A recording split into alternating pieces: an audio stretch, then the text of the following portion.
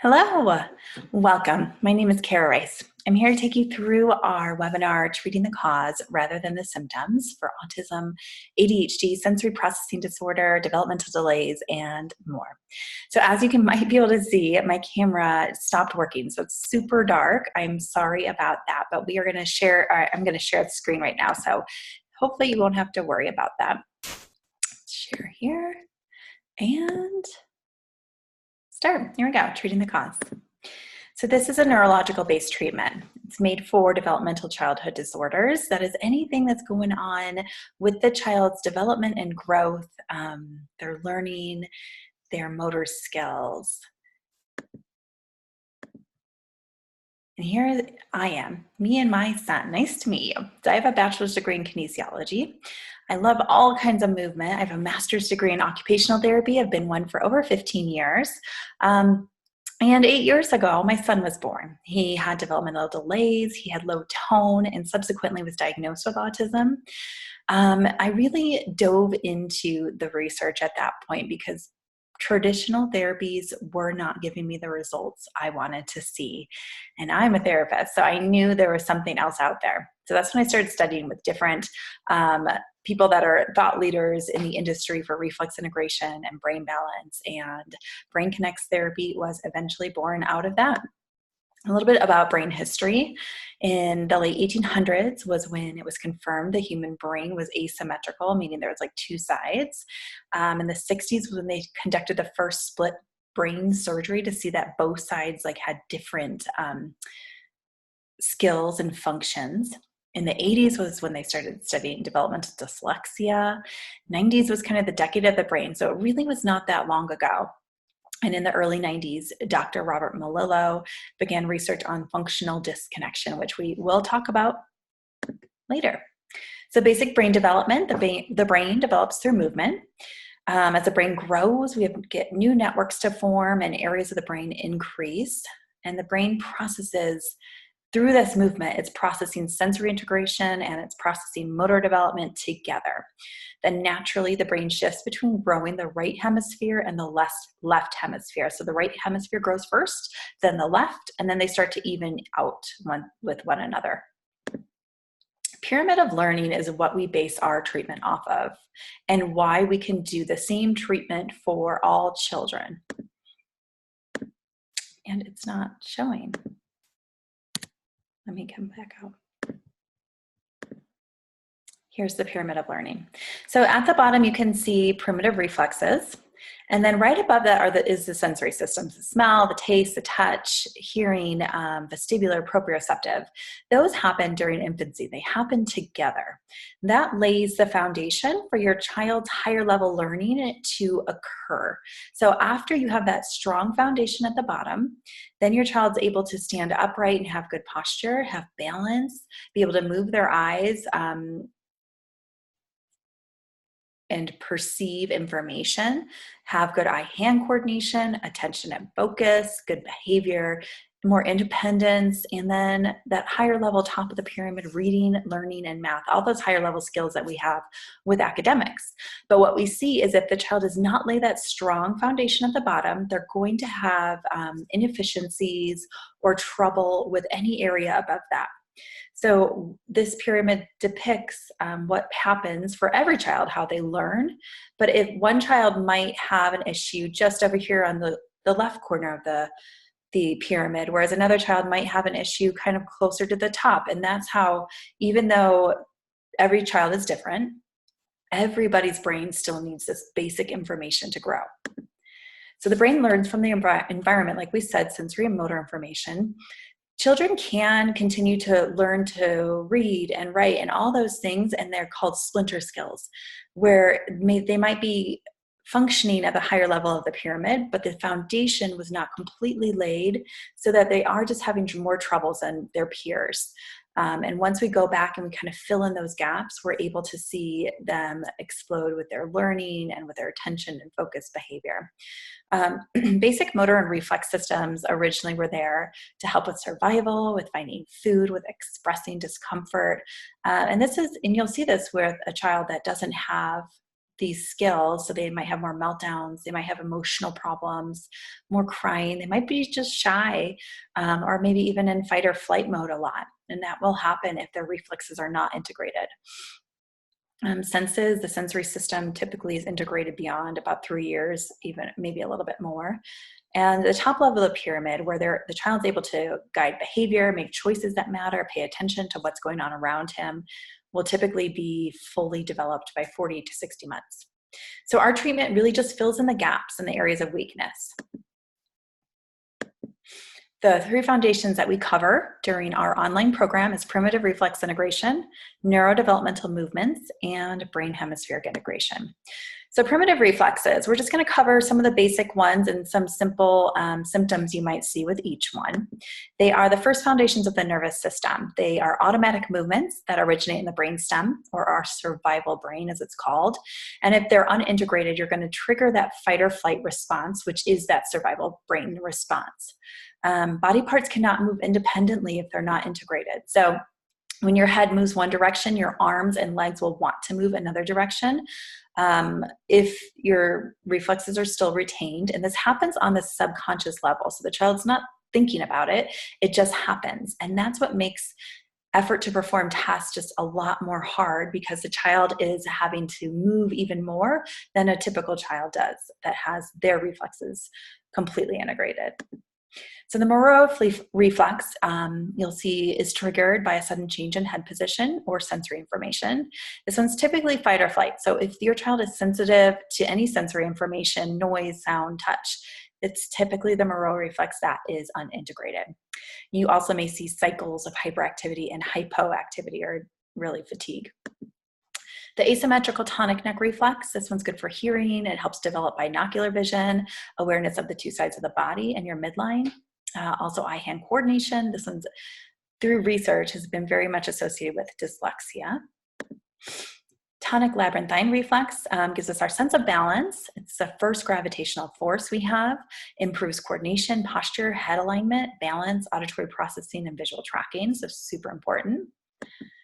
The symmetrical tonic neck reflex helps to align our pelvic and occipital regions. It starts with crawling, and it helps us to become more upright eventually, and it trains our eyes to focus near and far. The Landau reflex is critical for sensory input. So this is tummy time right here. Key for core strength, balance, visual processing, stability. It also helps integrate other reflexes, and you'll see that a lot. And this is why during our program, no matter what your assessments show, we integrate all of the 8 reflexes together, because that's what happens during infancy. We integrate them just like you would as a child. Spinal column is important for developing the vestibular system, creates balance between both sides of the body, and helps in the birthing process. This one's very typical to be elicited if your child has issues with clothing, especially around their waist or clothing tags. So then we have neurodevelopmental movements. They are in the pons and the midbrain. They help develop the brain, sensory, motor, and nervous system, creating new neural pathways, more efficient pathways. They're excellent for sensory integration and calming the nervous system. And it really helps balance the different systems, the vestibular system. And something to be said, even here or anywhere, is that your child does not need a diagnosis to achieve benefits from all of these different types of movements. There's a lot of kids that are falling through the cracks that maybe are not, quote unquote, like having enough trouble to get a diagnosis, but they still need and would benefit from developmental movement. So here's just a couple examples: log rolls and crawling and creeping. We do all these during our program. A brain imbalance, functional disconnection. This is what we talked about right at the beginning. So Dr. Robert Malillo, he created this term, and this is where your child's body is totally healthy, their brain is healthy. Maybe if you did an MRI, the brain would look totally normal, but they're having trouble. Their language, they're having trouble with their motor skills, they're having trouble paying attention or reading. So what is going on, right? Like, what is wrong if everything looks healthy from the inside outside? So it's a lack of connection or communication between the 2 sides of the brain. It's most commonly results from a developmental imbalance or asynchrony during development. So this is where we talked about the right brain develops first, and then the left hemisphere develops, and then they start to even out. So if you have any type of something happen, environmental or lifestyle happen during one of those periods, like let's say right at the beginning of birth, you have birth trauma, or you have some toxins, you have decreased mobility if your child maybe is not getting enough tummy time, I don't know, there's a lot of different factors that could be occurring during that time period. And then you're going to have some weakness in that brain hemisphere. And then as the left brain starts to grow after that, or the left hemisphere, it's going to get stronger. So each of us always has a little bit more of a dominant side, more right-brained or left-brained. But when it becomes a dysfunctional or a disconnection is when one is just a lot stronger than the other. So treatment can result in significant changes. That's a good thing, is your brain is neuroplastic. It can always change. My computer just does not like me today. Here we go. Okay, here's just a picture of the right and left brain. Typical hemisphere function and traits at the left is you're detail-oriented, you're strong at reading, you're analytical, you might prefer to be alone, usually reads directions before doing things, explicit memory. The right hemisphere is very social, very big picture, gets bored easily, good common sense, imaginative, has more intuition, poor memory. But when it becomes an issue and your child has a really strong right brain, but a weaker left brain, you're going to notice poor memory, depression, sadness, difficulty with low frequency sounds, maybe a slow reader, could even be dyslexia, tends to be clingy, gets sicker, has a weaker immune system, seeking behavior, goal-directed behavior, and emotional. The right brain weakness, they're stuck in details, hyper-focused, overactive, impulsive, very concrete in thinking, lacks flexibility, poor sense of humor. They have hypersensitivities to sounds, to touch, poor attention, don't really care about relationships. So this one's more typical of autism, ADHD, and some sensory processing. And these lists are not all encompassing, so there are more traits you may see. So what do we do with brain hemispheric integration? Well, in our program, we first figure out which side your child is stronger or weaker in. And we do this with a checklist, as well as I educate you on how you can look at their physical traits to figure it out. And then we stimulate all the sensory systems: vision, auditory, tactile. I didn't write in here, smell, vestibular, and proprioceptive for the weaker side to help strengthen it. We also do stimulate both sides. So don't worry that we're going to create some type of imbalance. We stimulate both sides, but we also just stimulate the weaker side just a little bit more so that they become more in balance together. And we do this during primitive reflex integration, because if you remember back to that pyramid, the reflexes and the sensory system are kind of working all together in infancy. And so we are really recreating that entire feel and what happened during that child, for that child during infancy, to just lay that strong foundation. So in summary, we're treating the cause, which is an underdeveloped brain or misconnections in the brain. It's not behavior, it's not anything else.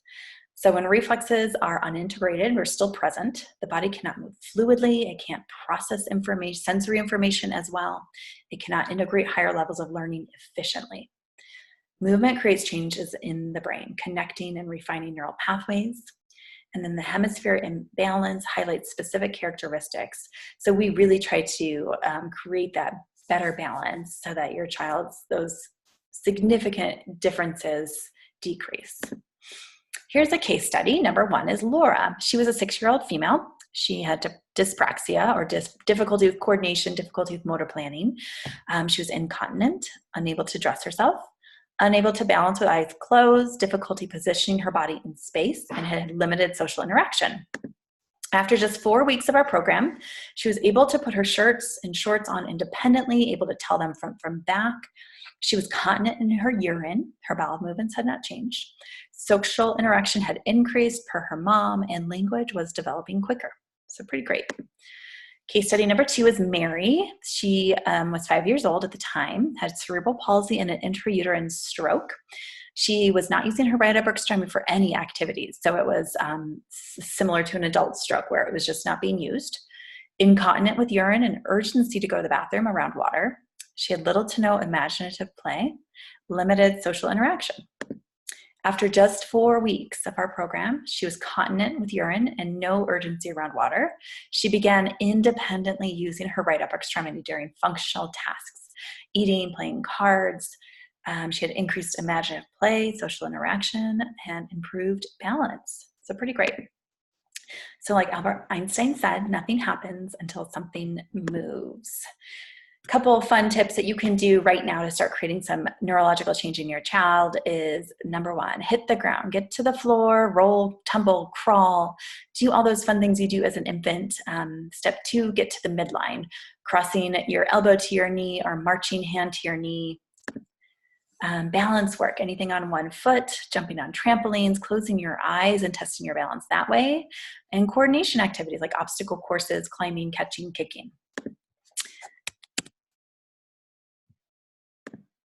And here's a little info about our program. So Brain Connect's online sensory and movement program, our next cohort starts February 1st.